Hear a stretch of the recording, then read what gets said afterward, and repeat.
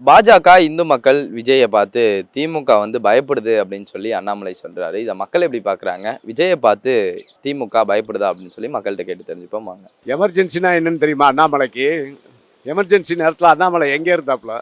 திமுக வந்து பயப்படுதுன்னு சொல்கிறானே அவன்லாம் என்னங்க ஆள்? அவன் கர்நாடகாவில் இருக்கையில் தமிழ்நாட்டுக்கு தண்ணி விட வேண்டாம்னு சொன்னவன் அவனுடைய சுயநலத்துக்காக.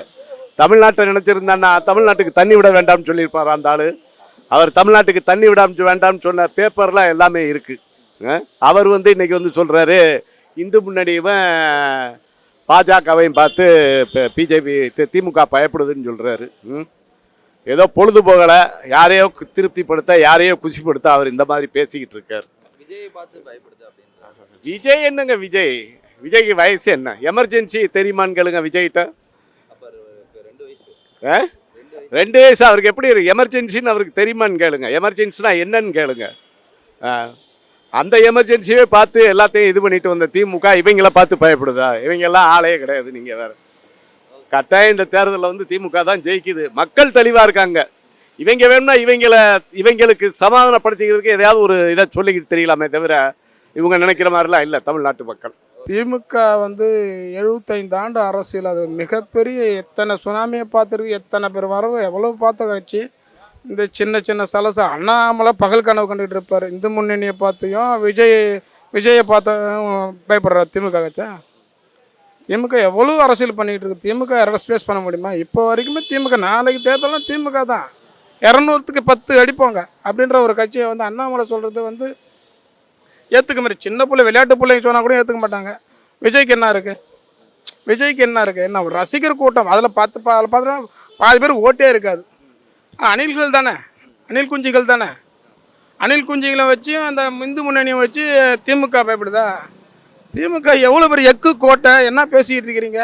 இதெல்லாம் கம்பேர் பண்ணுறதுக்கு ஒரு கட்சி வேண்டாமா? நீங்கள் வந்து அதிமுக கூட கம்பேர் பண்ணுங்கள். இப்போ என்ன அதிமுக ஒன்றுமே கிடையாது. எடப்பாடி மட்டும் தான் உட்காந்துருக்காரு.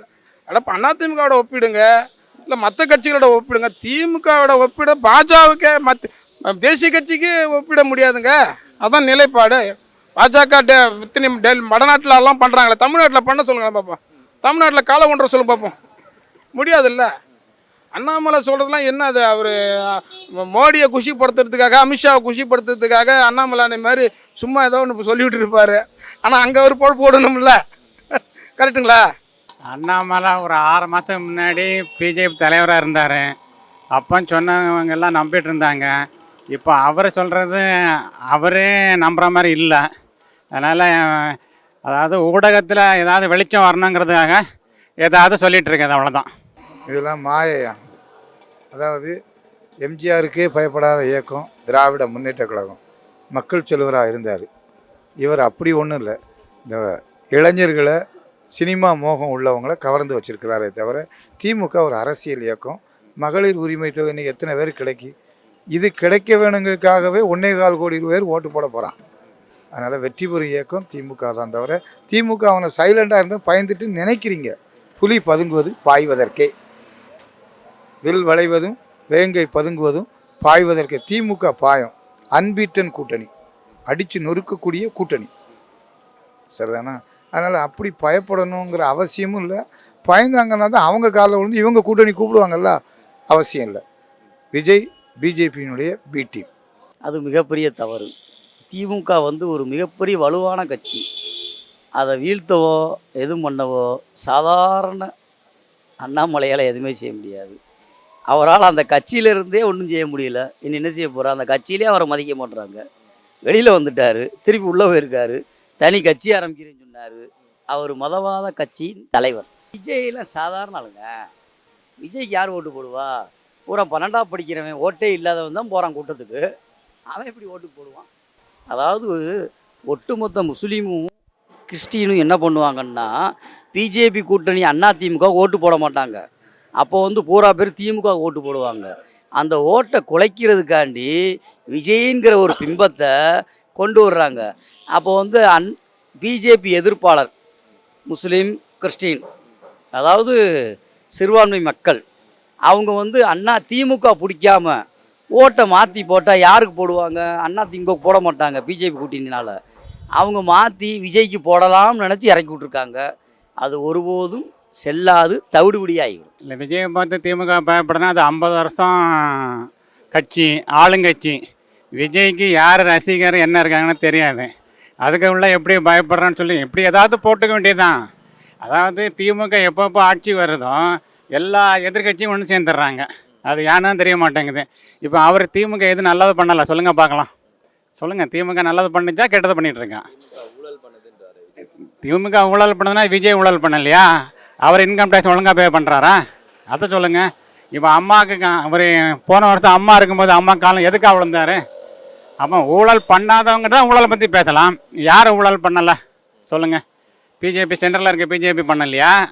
அதில் யார் பண்ணலைன்னு சொல்லுங்கள். ஒரு யோக்கியனை பற்றி பேசலாம்.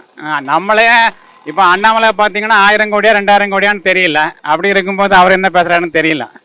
ஆனால் எமர்ஜென்சியை கண்டு பயப்படாத இயக்கம்.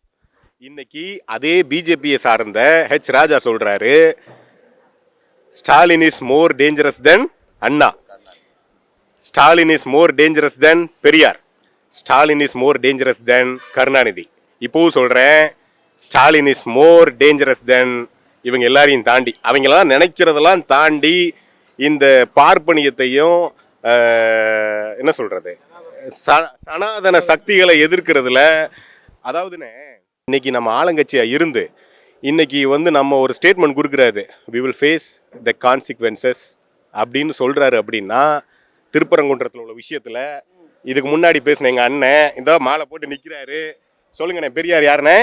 பெரியார் இந்த மாநில தேசத்துக்கே வழிகாட்டி. இங்க இந்த பார்ப்பனியம் பிஜேபி, இந்த பிஜேபி ரூபத்துல வர்ற நாம் தமிழர் கட்சி, பிஜேபியோட பி டீம் அவர் பேர் என்ன, இந்த விஜய், அவர் பேரே வரமாட்டேங்கண்ணே. யாருன்னு அவரு? அனில் குஞ்சு, தாவேக்கா இவங்கெல்லாம் இங்க இடமே கிடையாது. 200 கட்டாயம் தற்கூரி கூட்டம், அணில் குஞ்சுகள் கூட்டம்னு இல்ல. அது எங்க எம்எல்ஏ ஒருத்தர் அண்ணன் சொல்லியிருக்காங்க. அதெல்லாம் அவங்கள தற்கூரி, அது எங்க பிள்ளைய தான் அரசியல் படுத்தப்படாம இருக்காங்க. நான் என்ன கேட்கிறேன், 1 வருஷம் ஆச்சு அரசியல் கட்சி ஆரம்பிச்சு, ஒரே ஒரு பயிற்சி பெற்ற ஒரு அரசியல் பயிலரங்கம், ஒரு கருத்தரங்கம், ஒரு அந்த பசங்களை பக்குவப்படுத்தணும்னு அந்த தலைவர் நினைச்சிருந்தா இன்னைக்கு பக்குவப்படுத்திருக்கானே. 1 லட்சத்தி சொச்சம் இளைஞரணி உறுப்பினர்களை வச்சு திருவண்ணாமலையில எங்க அண்ணன் வடக்கு மண்டல மாநாடு, இளைஞரணி மாநாடு நடத்துறாரு. எவ்வளவு? 1 லட்சத்தி சொச்சம், அது எனக்கு எக்ஸாக்ட் தெரியல, 1.5 லட்சம் வச்சு வெறும் 20,000 ரசிகர்கள் கூட்டத்தை கட்டுப்படுத்த முடியல. 47 பேர் செத்து போறான். தலைவர்களுக்கும் அவர் பேர் என்னன்னா நடிகருக்கும் வித்தியாசம் இருக்கு. இது எல்லாமே ஒரே கூட்டணி தான், சரியா? விஜய், இந்து மக்கள் கட்சி, பாஜக எல்லாம் ஒரே கூட்டணி தான், மறைமுக கூட்டணி, அவ்வளோதான். அதை ஒரு கரூர் பிரச்சனைக்கு அப்புறம் எதுக்கு போய் டெல்லிக்கு போனார், யாரை பார்க்க போனார், புரியுதுங்களா? அதனால் எல்லாமே மறைமுக கூட்டணி தான். திமுகவில் வீழ்த்துறதுக்காண்டி பாரதிய ஜனதா இறக்கி விட்ருக்கு. அதிமுக வச்சு பண்ணி பார்த்துச்சு, ஒன்றும் நடக்கலை. ஊடால கூட்டணி முறிஞ்சு போச்சு. அப்புறம் மறுபடியும் சேர்ந்துருக்காங்க. அது எல்லாமே எடப்பாடி தன்னோட சொத்தை காப்பாற்றியற்காண்டி மறுபடியும் போயிருக்காரு, அவ்வளோதான். அதனால் விஜயெல்லாம் ஒரு மேட்டரே கிடையாது. இல்லை, இது பார்த்திங்கன்னா அண்ணாமலையோட தனிப்பட்ட கருத்தாக இருக்கலாம். ஆனால் திமுக என்றைக்குமே பார்த்திங்கன்னா புதுசாக வந்த கட்சியவோ இல்லை எந்த கட்சியவோ எந்த தலைவர்களை பார்த்து பயந்து இதுவரை நான் பார்த்ததில்லை.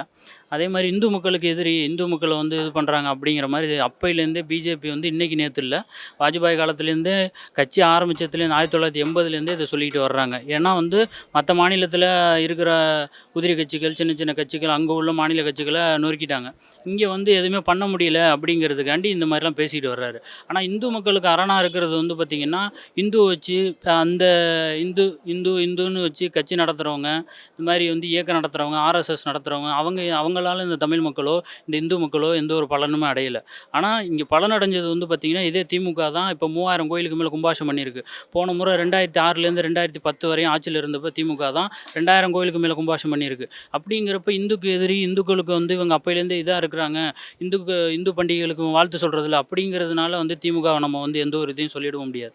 இவங்க தான் இப்போ பார்த்து பண்ணிகிட்டு இருக்காங்க. இந்த அறநிலைத்துறைன்னு ஒன்று ஆரம்பித்ததே கலைஞர் தான் ஆரம்பிச்சார். ஆரம்பிச்சிருக்காரு. அப்படிங்கிறப்ப எப்படி வந்து அந்த இந்து அறநிலையத்துறையை வேறு ஏதாச்சும் பேர் வச்சிருக்கலாமே, இந்துக்கள் பேர் இதில் தானே வச்சிருக்காரு. இவ்வளோ கோயிலையும் உள்ளே இணைச்சி அதில் வர்ற வருமானத்தெல்லாம் கரெக்டாக அந்தந்த கோயிலுக்கு அழகாக கொண்டு போகிறாங்க. அது இல்லாமல் கோயில் ஃபண்டுலேருந்து வர்றதை எடுத்து இப்போ காலேஜஸ் இந்த மாதிரி வந்து எஜுகேஷனுக்கு அதை இது பயன்படுத்துகிறாங்க. நிறைய பேர் சொல்கிறாங்க இந்த மாதிரி வந்து இப்போ 100 ரூபா என் பங்கு என் வரியிலேருந்து போகுது அப்படின்னா அதில் 50 ரூபா இந்த அறநிலையத்துறைக்கு போகுது, 50 ரூபா வந்து காலேஜுக்கு போகுதுன்னா என்னால் ஒரு பிள்ளை படிக்கும் தானே நினைக்க போகிறாங்க. அப்படிங்கிறப்ப பார்த்து திமுக பண்ணிக்கிட்டு இருக்குங்கிறப்ப எந்த வகையில் அண்ணாமலை கேட்குறது வந்து இந்த தமிழ் மக்கள் ஏற்றுப்பாங்க? எமர்ஜென்சியில் வந்து காங்கிரஸ்ன்னு சொன்னால் ஜெயிலில் போட்டாங்க, இந்திரா காந்தின்னு சொன்னால் ஜெயிலில் போட்டாங்க. உதாரணத்துக்கு ஒரு ஆளை வந்து உசுரோட இருக்காரா இல்லை ஜெயிலில் தான் இருக்காரா என்ன ஏதுன்னு தெரியாத அளவுக்கு ஒரு கொடூரமான எமர்ஜென்சி. அதையே பார்த்து அதையே நாங்கள் இது பண்ணி இன்னைக்கு அதுக்கப்புறம் வந்து மக்களை நாங்கள் சந்திச்சு திமுக வந்து பயப்படுதுன்னு சொல்கிறாங்க. அவன்லாம் வந்து யாரையோ திருப்திப்படுத்த அவன்லாம் பேசிக்கிட்டு இருக்கான். அண்ணாமலைலாம் போய் நீங்கள் கேட்டுக்கிட்டு இருக்கீங்களே, விடுங்க. நீங்கள் முள்ளு கம்பி தயார்படுத்திருக்கிறோம். அப்போனா எதுக்கு அணில் குஞ்சுக்கு மேலே ஏறக்கூடாது? டிரான்ஸ்ஃபார்மில் ஏறுறான், பனை மரத்தில் ஏறுறான், மரத்தில் ஏற முள்ளு கம்பி சொல்கிறோம், தார் பூசுகிறோம். ஏயா ஒரு தொண்டர்களை வழிநடத்த தெரியாமல் ஒரு தலைமை பண்பு இல்லாதவன் தான் மக்களை மாநிலத்தை கேட்க போகிறானா? ஒரு சம்பவம் நடந்துச்சு, 47 பலி. அது வந்து சரி விபத்துன்னு வச்சுங்க. விபத்தாக இருந்தாலும் நீ ஒரு தலைவனாக அவன் பண்பு என்ன பண்ணணும்? களத்தில் இறங்கியிருக்கணும். கரூர் மக்களை போய் சந்திச்சிருக்கணும். என் கூட்டத்தை பார்க்க வந்து என் தொண்டர்களை இழந்து நான் தவிக்கிறேன், கஷ்டப்படுறேன், உங்கள் துக்கத்தில் நான் பங்கெடுத்துக்கிறேன். உலகத்திலே வந்து துக்கம் விசாரிப்பேன், எல்லாருமே வீட்டில் போய் விசாரிப்பாங்க. அவன் தான் வந்து பனையூருக்கு வந்துருங்க துக்கம் விசாரிக்கிறேன். இது என்னமோ புதுசாக இருக்க, நமக்கு ஒரு நடைமுறையிலே இல்லையே இது. தமிழ் மக்கள் அவரோட வெளிப்பாடை வந்து பார்த்திங்கன்னா இப்போ வர்ற எலெக்ஷனில் கண்டிப்பாக காட்டுவாங்க. யார் வந்து இந்து மக்களுக்கு ஆதரவாக இருக்கிறது, யார் இந்து மக்களுக்கு எதிரியாக இருக்கிறது, அது திருப்பரங்குன்றமே சொல்லும். இப்போ விஜய் வந்து சொல்கிறாங்க, விஜய் வந்து புதுசாக ஒரு கட்சி ஆரம்பிச்சிருக்காரு. திருப்பரங்குன்றம் நடந்த பிரச்சனைக்கு விஜய் வந்து இதுவரை எந்த ஒரு வாயுமே திறக்கலை. அவங்க கட்சியில் உள்ள 2-3 நிர்வாகிகள் பேசியிருக்காங்களே தவிர விஜய் எதுவுமே பேசலை. ஏன் பேசலை? இதுக்கு பின்னாடி யார் இருக்கா? விஜய் இதை பேசினா என்ன நடக்கும்? விஜய் இதை வாய் திறந்தாருன்னா அந்த 41 பேர் மரணத்தை அவங்க தோண்டி டக்குன்னு வந்து என்ன பண்ணுவாங்க, சிபிஐ வந்து இது பண்ணோம். இதுக்கு பயந்துக்கிட்டே வந்து பார்த்திங்கன்னா விஜய் வாய் திறக்காமல் இருக்கிறாரு. இது வெளிப்படையாக வேறு யாரும் சொல்ல மாட்டாங்க. ஓகேங்களா? இது ஏன் வந்து இந்த மாதிரி பண்ணுறாங்க அப்படின்னா, இது மாதிரி அவங்க கொடுத்த டாஸ்க்கை விஜய் பண்ணிக்கிட்டு இருக்காரு. அவங்களுக்கு கொடுத்த டாஸ்க் என்ன? திமுகவை திட்டணும். மற்ற கட்சிகளில் வந்து பார்த்திங்கன்னா எந்த ஒரு வாயும் திறக்காமல் பாண்டிச்சேரி போனாலும், பாண்டிச்சேரியில் திமுக இல்லைனாலும் அங்கே ஒரு யூனியன் டெரிட்டரியை சென்ட்ரல் கவர்மெண்ட் டேரெக்டாக வந்து ஆண்டுகிட்டு இருக்காங்க. அப்படிங்கிறப்ப ஃபண்டு கொடுக்குறாங்க, ஆண்டுகிட்டு இருக்காங்க. அவங்க கூட்டணியில் நடந்துகிட்டு இருக்கு, பிஜேபி கூட்டணியில் நடந்துகிட்டு இருக்குது. அப்படிங்கிறப்ப அங்கே போயிட்டு ஏன் திமுக பேசணும்? அவர் கொடுத்த டாஸ்க்கு அஜெண்டா வந்து பார்த்திங்கன்னா திமுக திட்டணும். அதனால் வந்து பார்த்திங்கன்னா அதுக்கு எதிராக எந்த ஒரு வாயும் திறக்க மாட்டார். தமிழ் மக்களையும் அவர் திமுகன்னு நினச்சிக்கிட்டு இருக்காரு. இருக்கிற 8 கோடி பேரையும் வந்து அவங்களாம் திமுககாரங்க அப்படின்னு நினச்சிக்கிட்டு இருக்காரு. அதுதான் உண்மையாக நடக்க போகுது இந்த எலெக்ஷனில். மகளிர் ஓட்டு ஸ்டூடெண்ட்ஸ் ஓட்டுலேருந்து எல்லார் ஓட்டுமே வந்து திமுகவுக்கு தான் வரப்போகுது. இது வந்து விஜய் வந்து இந்துக்களுக்கு வந்து இதாக இருக்கிறாரு, இல்லை அண்ணாமலை சொல்கிறது இது அப்படிங்கிறது திருப்பரங்குன்ற இதுலேயே வந்து வெளிப்படையாக மக்களுக்கு தெரிஞ்சிருச்சு.